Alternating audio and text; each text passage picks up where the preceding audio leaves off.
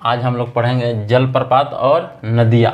नदी जो किस नदी पे स्थित है, जो जोग, गरसोपा या महात्मा गांधी जलप्रपात, तीनों एक ही नाम है। जो एग्जाम में जोग आएगा, जोग जलप्रपात या गरसोपा जलप्रपात या महात्मा गांधी जलप्रपात, यह किस नदी पर स्थित है? तो शरावती नदी पर स्थित है। और चित्रकूट जलप्रपात इंद्रावती नदी पर स्थित है। शिव समुद्रम जलप्रपात कावेरी नदी पर स्थित है। और हुंड्रू जलप्रपात स्वर्णरेखा नदी पर स्थित है। गोगक जलप्रपात गोगक नदी पर स्थित है। पैकारा जलप्रपात नीलगिरी क्षेत्र में स्थित है। कपिलधारा जलप्रपात नर्मदा नदी पर स्थित है। चुलिया जलप्रपात चंबल नदी पर स्थित है। धुआंधार जलप्रपात नर्मदा नदी पर स्थित है। बिहार जलप्रपात जो टोंस नदी पर स्थित है। पुंसा जलप्रपात चंबल नदी पर स्थित है। और याना जलप्रपात नर्मदा नदी पर स्थित है। होंगेनकल जलप्रपात कावेरी नदी पर स्थित है। भारचुकी जलप्रपात कावेरी नदी पर स्थित है। बालमुरी जलप्रपात कावेरी नदी पर स्थित है। हम लोग पढ़ेंगे विश्व की प्रमुख जातियाँ और उनके आवास। जो एग्जाम में विश्व की प्रमुख जनजातियाँ उनके आवास, जो किस प्रकार के आवास जो निर्माण करके रहते हैं, जो यह 5 ही क्वेश्चन है जो कभी एग्जाम में पूछे कि जनजातियाँ जो विश्व की जो प्रमुख जनजातियाँ हैं वो किस प्रकार की आवास बनाकर और रहते हैं। तो इसी 5 में से ही एग्जाम में पूछेगा, तो 5 ही क्वेश्चन है। इसी में से एक किसी को परीक्षा में प्रश्न आता है। तो खिरगिज कालमुख कजाक जो जनजाति है, जो पशुओं की खालों से निर्मित अस्थायी आवास निर्मित करते हैं, उसी में रहते हैं, इसको यूर्त बोलते हैं। यह खिरगिज कालमुख जो जनजाति है मध्य एशिया में पाई जाती है। 2 नंबर पर है रेड इंडियन द्वारा निर्मित आवास, तिपी बोलते हैं इस आवास के। रेड इंडियन जो जनजाति है जो तिपी नामक आवास बनाकर रहते हैं, जो अमेरिका में, उत्तरी अमेरिका में निवास करते हैं। मसाई काफिर जुलू जो जनजाति है घास से निर्मित आवास बनाते हैं, उस आवास को क्राल बोलते हैं। या जुलू काफिर मसाई जो दक्षिण अफ्रीका में निवास करते हैं। एस्किमो जनजाति द्वारा बर्फ से निर्मित आवास को इग्लू बोलते हैं। जो एस्किमो जो है ना जनजाति ग्रीनलैंड और कनाडा में निवास करते हैं। और 5 में है उत्तरी रूस के ग्रामीण क्षेत्र में तिनकोना मानव निर्मित आवास, उसको इजबा बोलते हैं, जो रूस में निवास करते हैं। अब हम लोग पढ़ेंगे नदियों के किनारे भारत के प्रमुख बसे नगर। जो एग्जाम में पूछी जाती है, नासिक किस नदी के किनारे स्थित है, या बहुत सारे जो शहरें हैं वो किस नदी के किनारे है। जैसे कि पटना हुआ तो गंगा नदी के किनारे स्थित है। इसी प्रकार हम लोग पढ़ेंगे जो 25 जो भारत के प्रमुख शहरें हैं, नगर हैं, जिनको मतलब कौन से नदी पर स्थित है। तो लखनऊ गोमती नदी पर स्थित है, जो उत्तर प्रदेश में है। नासिक गोदावरी नदी पर स्थित है, जो महाराष्ट्र में है। बरेली रामगंगा नदी पर है, उत्तर प्रदेश में है। तिरुचिरापल्ली कावेरी नदी पर है, जो तमिलनाडु में है। गुवाहाटी ब्रह्मपुत्र नदी पे है, जो असम में है। दिल्ली शहर जो है यमुना नदी पे से दिल्ली है। जमशेदपुर स्वर्णरेखा नदी पे है, जो झारखंड में है। हरिद्वार जो गंगा नदी पर है, उत्तराखंड में है। और कानपुर जो गंगा नदी पे है, जो उत्तर प्रदेश में है। अयोध्या जो सरयुग नदी पे है, उत्तर प्रदेश में है। वाराणसी गंगा नदी पे है, जो उत्तर प्रदेश में है। विजयवाड़ा जो आंध्र प्रदेश में है, कृष्णा नदी पे। लुधियाना सतलज नदी पे है, जो पंजाब में है। नासिक गोदावरी नदी पे है, जो महाराष्ट्र में है।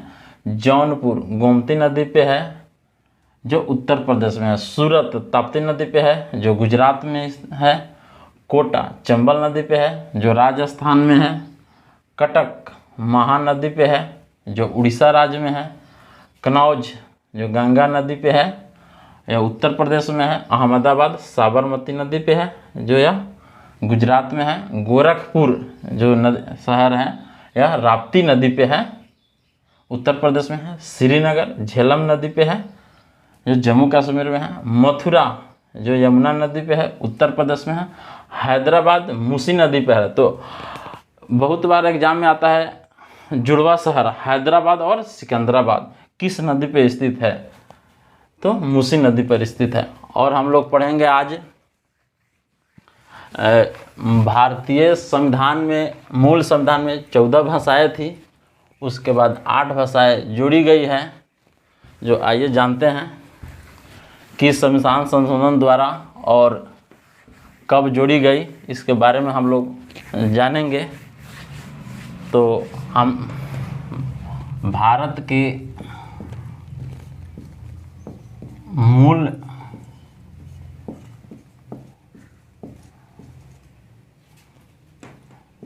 संविधान में कुल भाषा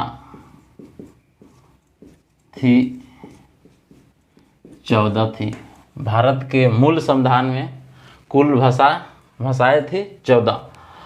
उसके बाद सिंधी भाषा जो 15वीं भाषा जोड़ी गई 21वीं संविधान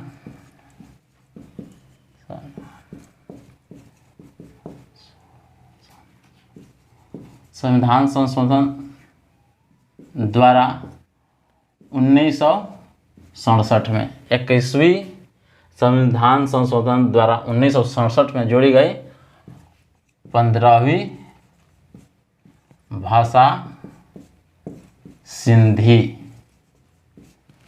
और हम लोग जानेंगे 71वां संविधान संशोधन।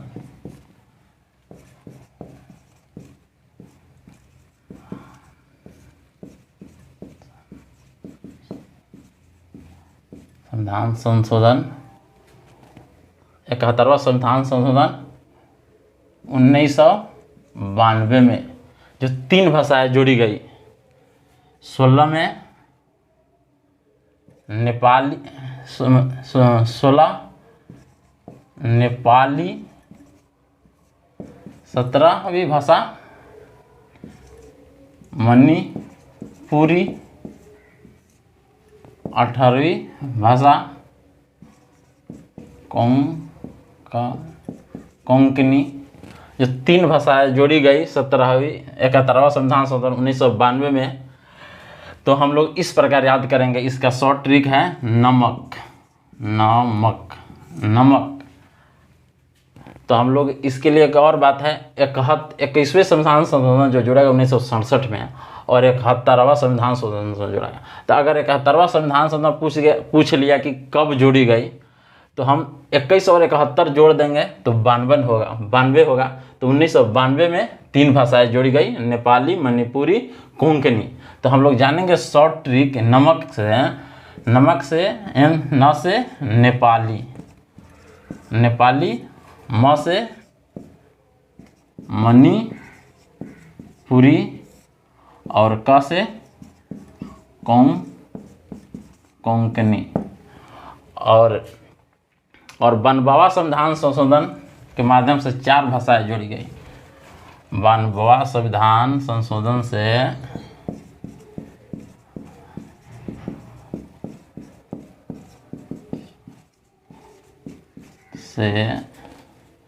92वां संविधान संशोधन 2003 में, 92वां संविधान संशोधन 2003 में 4 भाषाएं जोड़ी गई। 4 भाषाएं जोड़ी गई। 19, 20, 21 और 22वीं भाषा जोड़ी गई। जो 4 है बोडो, डोंगरी, मैथिली, संथाली। तो हम लोग इसको इस तरह से याद करेंगे। इसका भी ट्रिक है बोडोमास।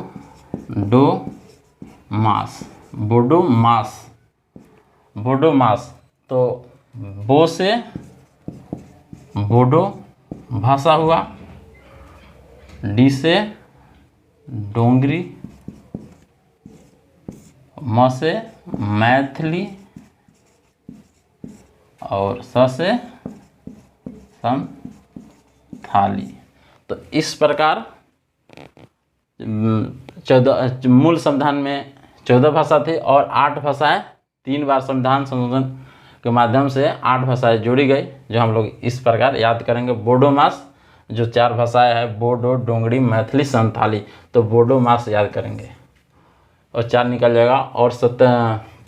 और जो 3 है नमक से नेपाली, मणिपुरी और कोंकणी, और 15वीं जो भाषा है सिंधी। तो एग्जाम में 14 भाषा है जो मूल संविधान में वो नहीं पूछ पाता है, यहीं जो 3 बार जो संविधान संशोधन के माध्यम से जोड़ा गया है यहीं सब पूछी जाती है। तो हम लोग इस प्रकार याद कर लेंगे 4 गो को, बोडो मास और नमक और 15वीं सिंधी को। तो चलिए, यह वीडियो अच्छा लगा होगा। जय हिंद, जय भारत। मिलेंगे अगले क्लास में।